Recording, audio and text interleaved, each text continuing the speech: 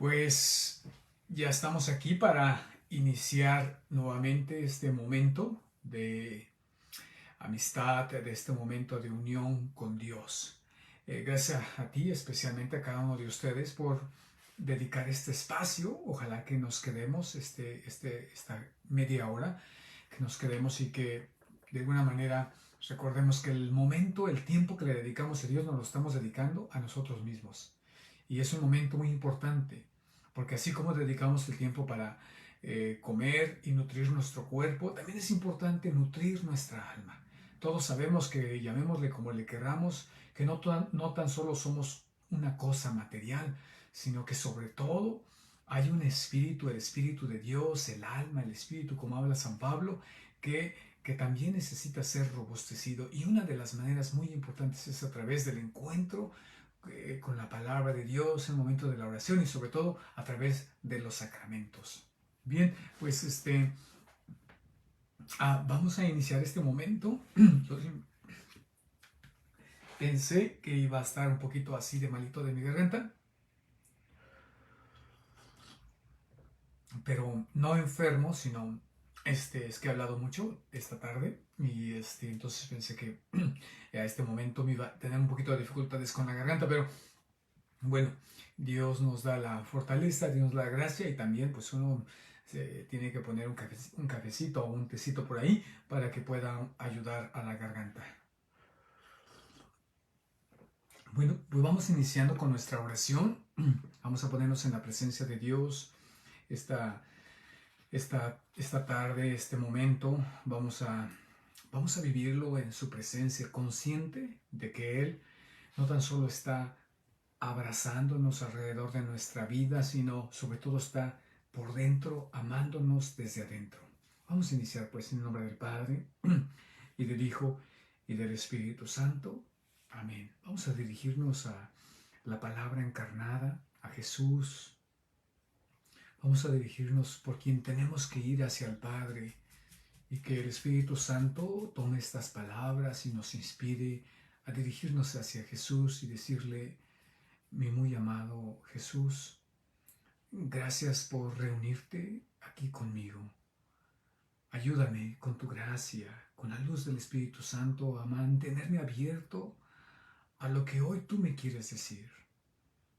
No solo necesito conocer tu voluntad en mi vida, sino sobre todo necesito de tu poder transformador en mi alma para que ésta sea cada día lo que tú pensaste desde la creación del mundo. Amén. En el nombre del Padre, y del Hijo, y del Espíritu Santo. Amén. Vamos abriendo nuestras Biblias y vamos a ir pensando en Marcos, capítulo 13. Vamos a saltar. Ya cerramos el capítulo 12 que nos ha entretenido las últimas 2 semanas. Marcos, capítulo 13. Vamos todos con nuestras Biblias y vamos desde el versículo 24 al 32. Yo ya lo tengo listísimo en nuestra Sagrada Biblia, ya está ahí apartado, ya está, ya lo hemos leído, ya lo hemos orado y quiero que antes de todo esto, pues ya mientras lo estamos encontrando, pues hacer una pequeña introducción a este pasaje, porque como se dan cuenta, si vamos siguiendo a la liturgia, si vamos siguiendo el calendario, le llamamos el calendario litúrgico, el calendario de la iglesia, que marca los eventos más importantes, que marca la vida de Jesús, los momentos más importantes, ya se va a acabar. Entonces hoy, este domingo, estaremos meditando el domingo 33 y después el 34 y es el último. El 34 siempre va a ser la fiesta de Cristo Rey. Es decir, que todo el año, todas las enseñanzas de Cristo, de la iglesia que vamos yendo misa día con día, domingo con domingo, tiene una finalidad: hacer que Jesús sea nuestro Señor y nuestro Rey. De eso vamos a hablar la próxima semana, pero será importante que sepamos que esa es la finalidad. Entonces, abriendo nuestras Biblias, vamos a ir a Marcos, capítulo 13, del versículo 24 al versículo 32. Aunque tenemos más lecturas, una lectura muy hermosa de Daniel, el Salmo 16 y la carta a los Hebreos en el capítulo 10, aunque tenemos esta Sagrada Escritura muy importante, hoy creo que no nos va a dar tanto tiempo para ir a incursionar a las otras lecturas.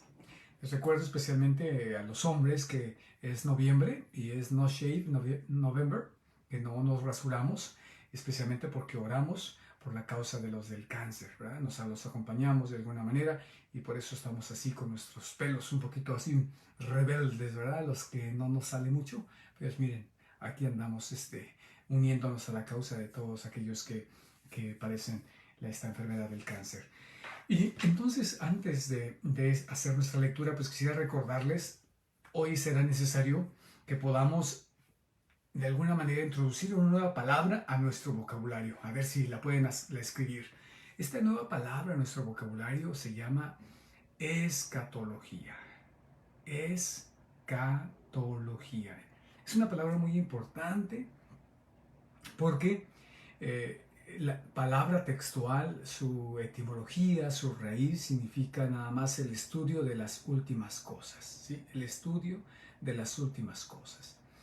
Y esto es tan importante y es importante, creo, y modular, esencial, entender qué es esto de escatología, qué es cuando hablamos de las últimas cosas, porque continuamente en internet nos encontramos con lo que ya se va a acabar el mundo, con lo del arrebato, con la gran tribulación, con cosas así, que estas cosas van a suceder y ya son los últimos tiempos. Y es importante ponerlo en su lugar.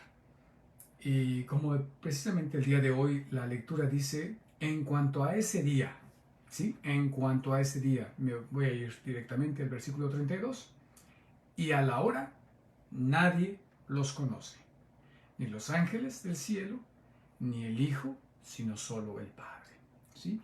Y aunque vamos a platicar un poquito de esta cita bíblica, es importante que entonces veamos eso, que esta palabra escatología, pues es el estudio de la teología, es el estudio que hacemos los sacerdotes para revisar qué son esas últimas cosas, ¿no? Generalmente pensamos en las últimas cosas como 4 cosas, ¿no? 4 cosas, pero al final son muchas cosas. La primera es pues, que tarde o temprano nos vamos a enfrentar con la muerte, ¿sí? Y después de la muerte inmediatamente sigue el juicio personal. Y del juicio personal inmediatamente viene o el cielo o el infierno. Esa es la realidad. El purgatorio entra en ir al cielo, ¿sí? En ir al cielo. A mí me gusta decir, es el lobby del cielo. Es cuando vas a entrar, bueno, requiere una purificación, requiere todo una preparación para estar ante la presencia de Dios. El libro del Apocalipsis va a decir que nada sucio, de alguna manera es una palabra, entra al cielo. Y entonces a eso se refiere, es como un tratado de las últimas cosas. Sin embargo, es importante, la palabra así literal también significa, nos habla del destino último del ser humano, del destino último del ser humano. A mí me gusta mucho un filósofo, Immanuel Kant, un alemán que vivió allá en 1724 y murió en 1804, me parece. Y él te decía que en la vida tenemos que, el sentido de la vida y la clave de la felicidad radica en responder 4 preguntas, ¿sí? Y creo que esto es muy importante que podamos como insertarlo, como que podamos asimilarlo en nuestra vida. Decía que el destino, la misión del hombre y la felicidad se basa en responder correctamente a 4 preguntas. La primera pregunta es, ¿qué puedo conocer? ¿Sí? ¿Qué puedo conocer? ¿Qué puedo conocer? Que hay limitaciones, que no se puede conocer todo, pero ¿qué es aquello hasta dónde yo puedo llegar a conocer? Y todo esto en sentido de poder vivir una vida más plena. El conocimiento, van a decir muchos líderes, el conocer es poder. Y por eso Kant decía, ¿qué puedo conocer? ¿Sí? ¿Hasta dónde puedo llegar esa potencia, ¿verdad? Segundo, ¿qué debo hacer? ¿Sí? Que es una pregunta ética, que es una pregunta moral. ¿A qué estoy llamado a hacer y de alguna manera qué no hacer? ¿Sí? ¿Qué es lo que como ser humano tengo que hacer? Y una tercera pregunta que Kant decía es, ¿qué puedo esperar? ¿Qué puedo esperar? ¿Qué está viniendo que no conozco pero que requiere una fe, una esperanza? ¿Sí? Y esto es lo que llamamos la escatología. Y finalmente, ¿qué es el ser humano? Como San Agustín decía, ¿quién soy yo? ¿Qué es el ser humano? Estas cuatro preguntas decía Kant, este filósofo. Eh, el responderlas correctamente está en juego, al responder estas, está en juego nuestra misión en la vida, nuestra felicidad, nuestra plenitud. Y es que la palabra escatología al final quiere decir que Dios va a completar todo. La escatología sí es cierto que nos habla de muerte, que nos habla, vamos a enumerar algunas cosas, de el segundo advenimiento de Jesús, que nos habla de la resurrección de los muertos, que nos habla del arrebatamiento, que nos habla de la gran tribulación, del juicio final, del cielo nuevo, el cielo nuevo y la tierra nueva, de todos esos temas, sí es cierto, pero especialmente cuando se habla de la muerte, estaba buscando una canción, no me acuerdo de quién, en inglés, que decía, todos queremos ir al cielo, pero nadie quiere morir. Decía esa canción, no me acuerdo quién la canta, la escuché en la mañana, todos queremos ir al cielo, pero nadie quiere morir. Y es que cuando hablamos de la muerte, lo que tenemos que pensar es que fuimos creados para el cielo. Y de eso habla la escatología, de nuestra misión, de cómo Dios va a venir, ¿sí?, a llenarlo todo, ¿sí?, de cómo Dios va a venir a darle plenitud, a perfeccionar todas nuestras vidas, ¿sí? Y sobre todo de alguna manera a hacer como Dios, lo que los ortodoxos llaman la divinización. En esta espera escatológica, en esta espera hacia las últimas cosas, lo que está pasando no es una espera pasiva, sino es una espera activa en la cual yo me comprometo a dejar que Dios me transforme para divinizarme, ¿sí? Y divinizarme es decir, que me convierta en algo divino, ¿sí? Que me convierta en algo divino y sobre todo que me una perfectamente a Él. Cuando hablamos, por ejemplo, del sermón de la montaña, que otro momento hablaremos, y cuando dice, ama a tus enemigos, el que te golpea la mejilla derecha, preséntale la izquierda, y a veces creemos que son cosas imposibles de hacer, pues bueno, como seres humanos sí es imposible. Pero eso habla de que esta conducta, esta manera de ser, de esta manera de actuar, corresponde como consecuencia de una transformación, de una experiencia de unión con Jesús. No se puede entender la vida del creyente, la vida del cristiano, como un perfeccionamiento, como una santidad propia, como un sacrificio de mi mismo ser, sino se debe de entender como una posesión total de mi ser a través del Espíritu Santo, una vida en el Espíritu, ¿sí? Y solo la acción del Espíritu Santo es capaz de, incluso de lo último, del martirio, ¿sí? De dejar que me devoren unas fieras, de dejar que me corten la cabeza, de dejar que me crucifiquen, de dejar que quemen mi cuerpo. Solo se puede entender a través del Espíritu Santo.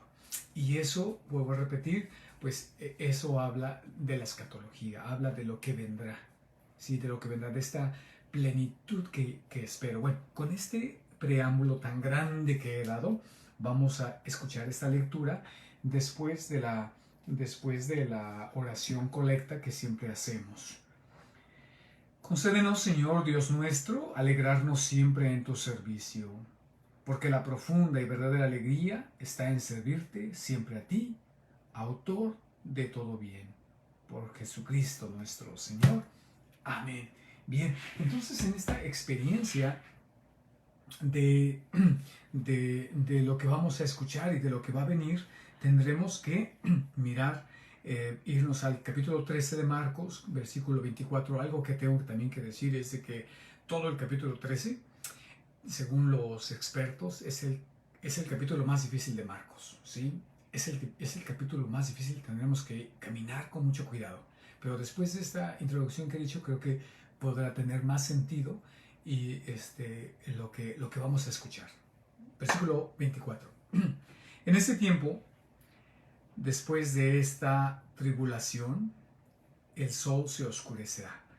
Estas palabras, recuerden, son de Jesús, ¿sí? Es el discurso más largo en el Evangelio de San Marcos, son palabras de Jesús, ¿sí? En este tiempo, después de esta tribulación, el sol se oscurecerá, la luna dejará de brillar, las estrellas caerán del cielo y los astros se conmoverán.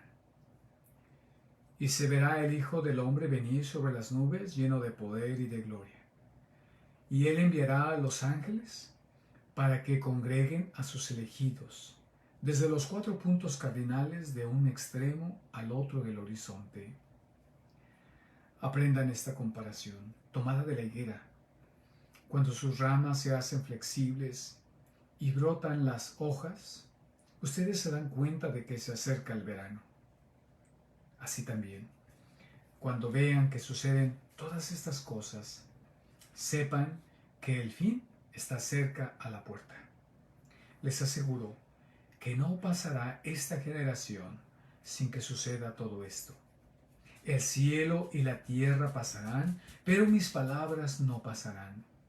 En cuanto a ese día y a la hora, nadie los conoce, ni los ángeles del cielo, ni el Hijo, sino el Padre.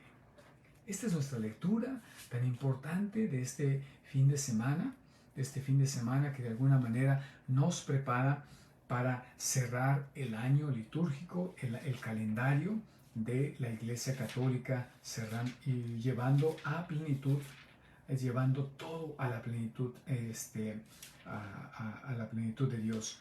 Entonces, como les decía, en este momento Jesús está hablando. Voy a repetir, el capítulo 13 es el discurso más largo que podemos encontrar en Marcos, ¿verdad? Y la manera de hablar es muy difícil, y entonces es uno de los capítulos donde hay más desacuerdos en los teólogos, tengo que decirlo. Sin embargo, también hay mucha riqueza.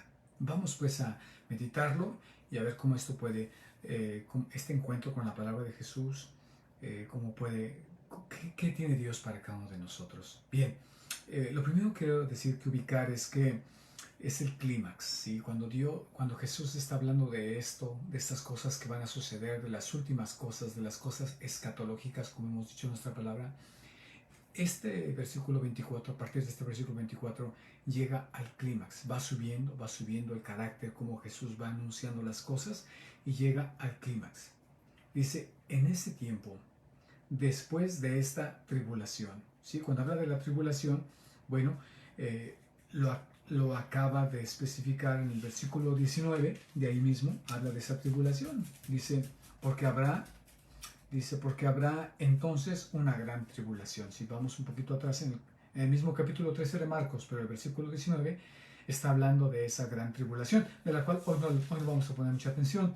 Muy importante, pero hoy no vamos a poner mucha atención. Dice, después de esta tribulación, y esto es lo que vamos a hablar un poquito más, el sol se oscurecerá.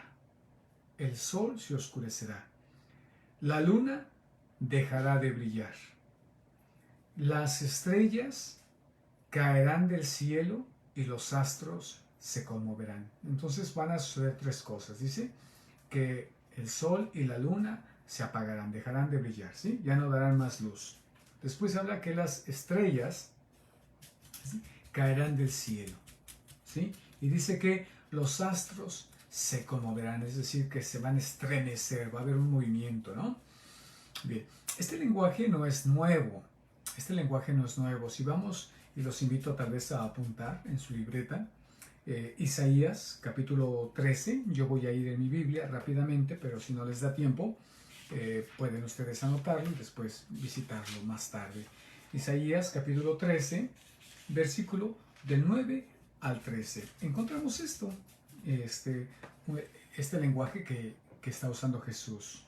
Dice: miren, ahí llega el día del Señor, día cruel, de furor y de ira ardiente, para hacer de la tierra una devastación y exterminar de ella a los pecadores. Porque los astros del cielo y sus constelaciones no irradiarán más su luz. El sol se oscurecerá al salir y la luna dejará de brillar. ¿Sí? Voy a brincarme hasta el versículo 13.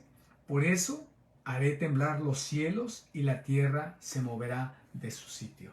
¿Sí? Como vemos, es el lenguaje que utilizaron los profetas, que es un lenguaje que ya es muy conocido y Jesús lo está retomando. ¿Sí? Otra cita bíblica me gustaría tal vez también compartir. Ezequiel, vamos a Ezequiel en el capítulo 32.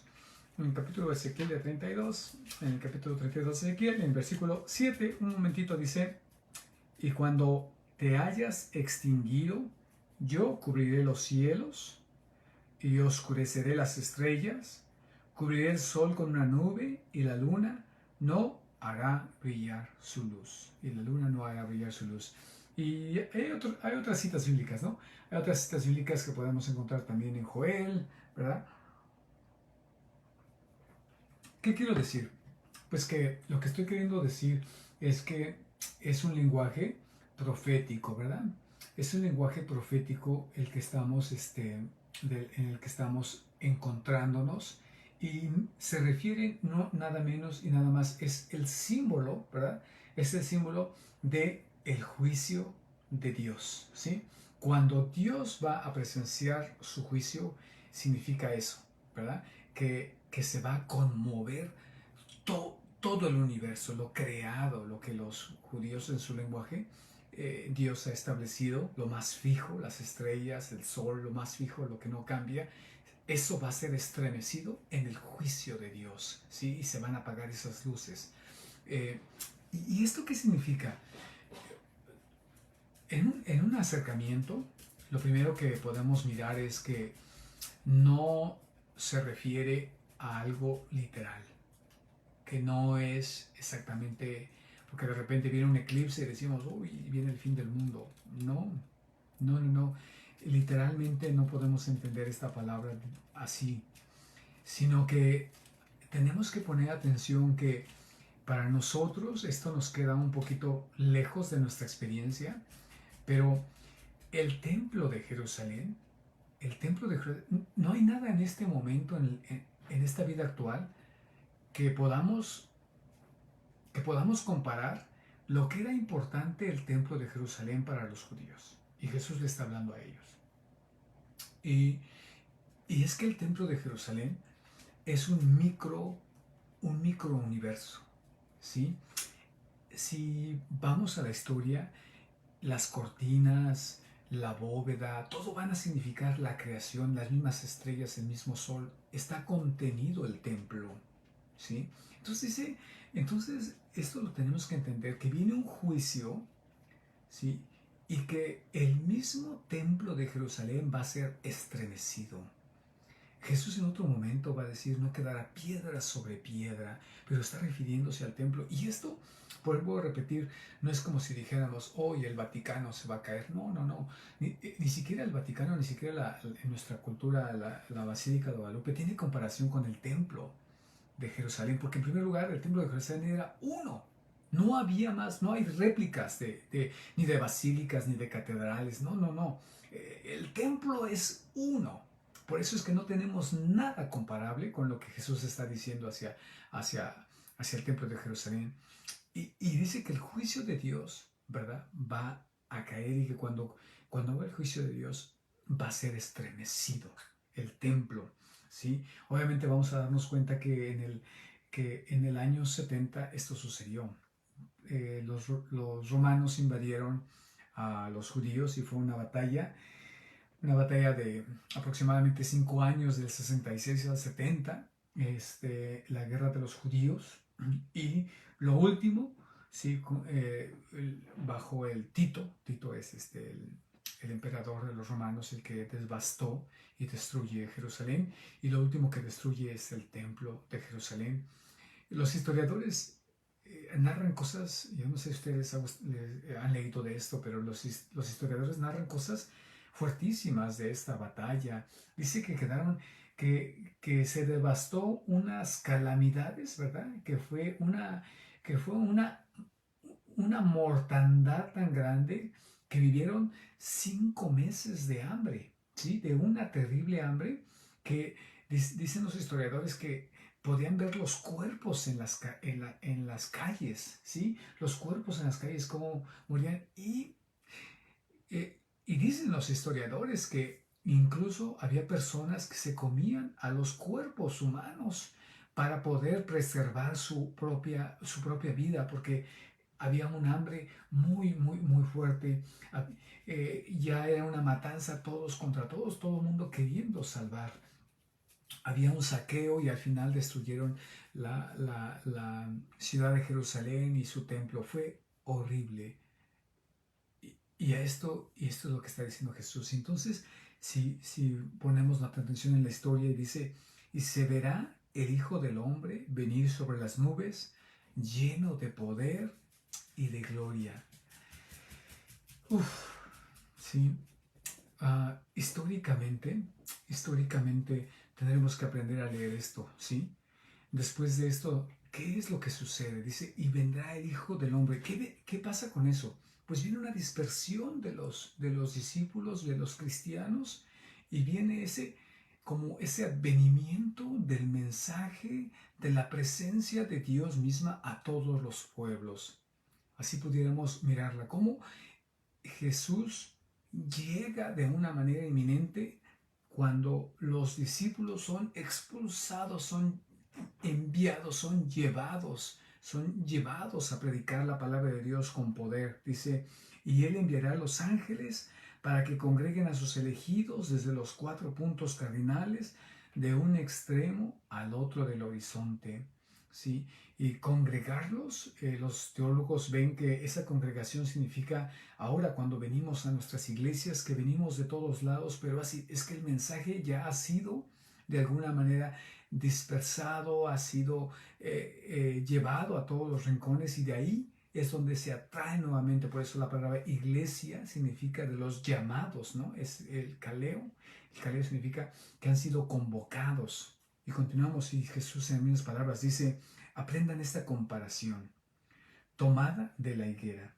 Cuando sus ramas se hacen flexibles y brotan las hojas, a ustedes se dan cuenta de que se acerca el verano.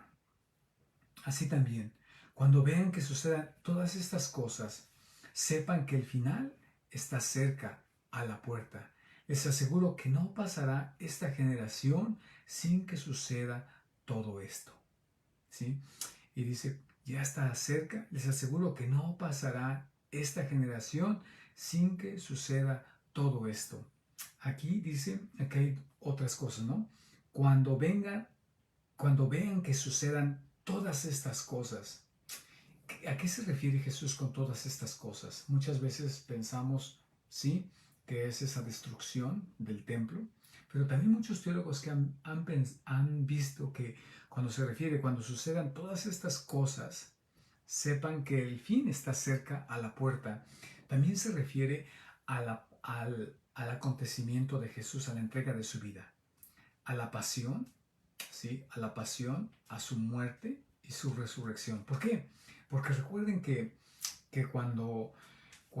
especialmente me dirijo al capítulo 2 de San Juan, cuando Jesús entra en el templo y toma un látigo y dice, empieza a volcar mesas y empieza a correr a los animales del templo, y dice que han convertido la casa de su padre en un mercado y que es una casa de oración y le preguntan, ¿qué signo nos das para hacer esto? Le preguntan los judíos. Y entonces dice, destruyan este templo y yo lo reconstruiré en 3 días.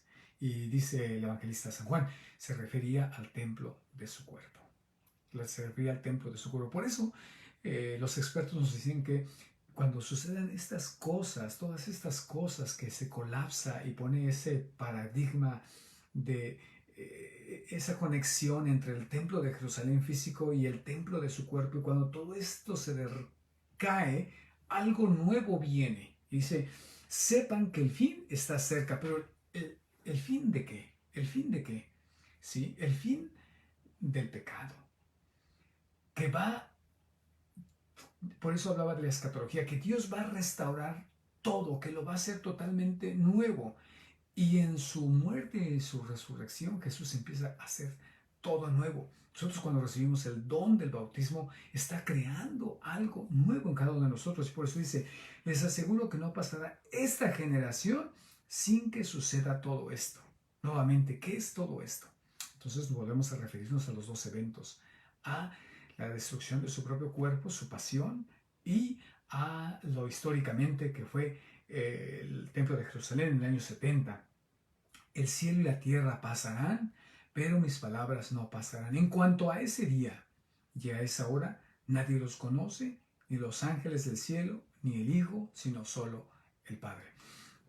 También esto, algunos han pensado que entonces el Hijo es inferior al Padre porque el Hijo carece del conocimiento del día y de la hora. Y Santo Tomás decía que no tendríamos que interpretar esas palabras de que falta de conocimiento de Jesús. Jesús tiene el conocimiento, pero cuando dice, en cuanto al día y a la hora, nadie los conoce, ni los ángeles del cielo, ni el Hijo, nadie sino el Padre, dice Santo Tomás de Aquino, que esas palabras tenemos que entenderlas que no le es permitido al Hijo revelarlo. ¿Sí? ¿Por qué Santo Tomás dice que no está permitido al Hijo revelarlo? Porque recuerden que lo que el Hijo nos ha revelado tiene como finalidad nuestra salvación. Todo lo que Jesús nos ha revelado tiene una finalidad, la salvación. Y por eso el conocer esa hora y ese día no tiene nada que ver para nuestra salvación. No tiene nada que ver. ¿Por qué? Porque yo creo que hasta estorbaría. ¿Sí? Yo creo que, voy a poner un ejemplo muy sencillo, que si tú y yo supiéramos qué día vamos a morir, vamos a ponerlo así en nuestra escatología corta, nos morimos antes. Sí, nos morimos antes porque estaremos solamente pensando en ese momento. ¿Sí? Estaremos solamente, me faltan 5 días, me faltan 4 días. Y que nos morimos antes, ¿no? Porque por la angustia, porque el ser humano es así y que eso obstaculiza. El saber ese día y esa hora obstaculiza. Y lo importante es aprender a vivir el día de hoy. Porque es en el día de hoy en el que Dios se nos concede, se nos da. Bien, de alguna manera me gustaría que después de esta meditación, al leerlo, me gustaría leerlo nuevamente, de corrido, pero que nos imagináramos que estamos ahí, que somos de sus discípulos, y lo escuchamos por primera vez. Y con todos estos elementos que les he venido dando, con estos elementos históricos, con esas interpretaciones de los expertos, que escucháramos a Jesús con esa mente nueva, ¿sí? Con esa mente nueva, y que nos situáramos allí como Jesús nos los está diciendo en este momento, y nos los dice por una razón, una razón especial que cada uno de nosotros va a escuchar en nuestro corazón. Abramos nuestro corazón y nuestros oídos para escucharlo. Jesús dice, en ese tiempo, después de esta tribulación, el sol se oscurecerá, la luna dejará de brillar, las estrellas caerán del cielo y los astros se conmoverán, y se verá al Hijo del Hombre venir sobre las nubes, lleno de poder y de gloria. Y Él enviará a los ángeles para que congreguen a sus elegidos desde los 4 puntos cardinales de un extremo al otro del horizonte. Aprendan esta comparación tomada de la higuera.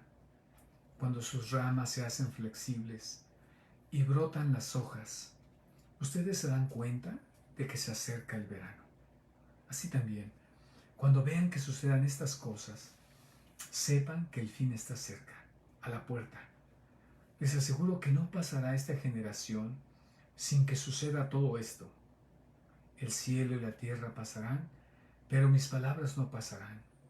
En cuanto a ese día y a la hora, nadie los conoce, ni los ángeles del cielo, ni el Hijo, nadie, sino el Padre. ¿Sí? Cuando ahorita en este momento, después de los elementos que les he dicho, algo que se quedó en mi corazón y que quisiera que no sé qué se les quedó a ustedes, qué quedó allí en su corazón después de volverlo a leer, es nuevamente este momento cuando dice, en cuanto a ese día y a la hora, nadie los conoce. En cuanto a ese día y a la hora, nadie los conoce, solo Papá Dios, solo Papá Dios. Y hay que pensar no tan solo en nuestra muerte, sino en nuestro momento de unión plena con Dios. Que la semana pasada hablábamos de todos los attachments que tenemos en la vida, que luego se me olvida el español, de todos los apegos que tenemos a la vida, los apegos materiales, los apegos afectivos, incluso los apegos espirituales, hablábamos en la homilía, esos apegos que nos vamos pensando que son parte de nosotros, ¿verdad? Y que hace más difícil que nosotros podamos unirnos a Dios. Hace más difícil que nos podamos unirnos. No es que estemos en contra. No, cuando viene el momento es que el matrimonio es un símbolo. Es el símbolo de lo que va a venir, de la unión que Dios quiere con nosotros, de una unión de cuerpo y de alma, de emociones y sentimientos, pero a veces nos quedamos en el signo. Es importante, sí, aceptarlo y abrazarlo, abrazar ese símbolo, que las cosas materiales sí son el símbolo de los bienes espirituales que Dios nos va a colmar. Sí, los apegos emocionales, sí, pero todo eso es el signo de las virtudes, de los dones, de los carismas que Dios quiere establecer con cada uno de nosotros. Yo creo que la mejor manera de vivir, no es con el miedo a la muerte, porque esa hora y ese día no lo sabemos. Eso está reservado para Dios y no sirve para nuestra salvación. Que la mejor manera de vivirlo es vivir cada día. Vivir cada día, pero no tan solo vivir cada día, sino vivirlo con alegría. Vivirlo con amor. Vivirlo buscando esa unión con Jesús. Esa unión con Jesús. Que se vaya cayendo nuestras estrellas, nuestros ídolos, que se vayan cayendo en donde hemos construido nuestra vida, que se vaya destruyendo el viejo yo, para que Dios vaya reconstruyendo su templo, para que al morir el viejo yo, pueda venir el Hijo del Hombre, y que se pueda mostrar en mi vida. Y no tan solo para que me vean que yo soy santo o mi perfección, sino para que yo pueda colaborar, para que mis manos, mis ojos, mi boca pueda colaborar en la restauración del reino de los cielos. No para una fama mía, no para que vean que soy santo, sino para que esa venida del Espíritu Santo a través de mí sea para hacer de este mundo mejor, que los que viven alrededor de mí puedan vivir mejor. Que esa sea nuestra tarea al día de hoy. No preocuparnos, no angustiarnos por tantas cosas que vemos en internet, que esto que ya está sucediendo, que el Papa, que los obispos, que esto, que los profetas de los últimos tiempos. Nadie lo sabe. Lo más importante es lo que tengo aquí a mi alrededor, y a esos tengo que hacerles ya el cielo aquí en la tierra. ya traerles esa nueva tierra, traerles ese nuevo cielo, traérselos aquí. Yo creo que ese sería para mí el día de hoy lo que Jesús me está diciendo.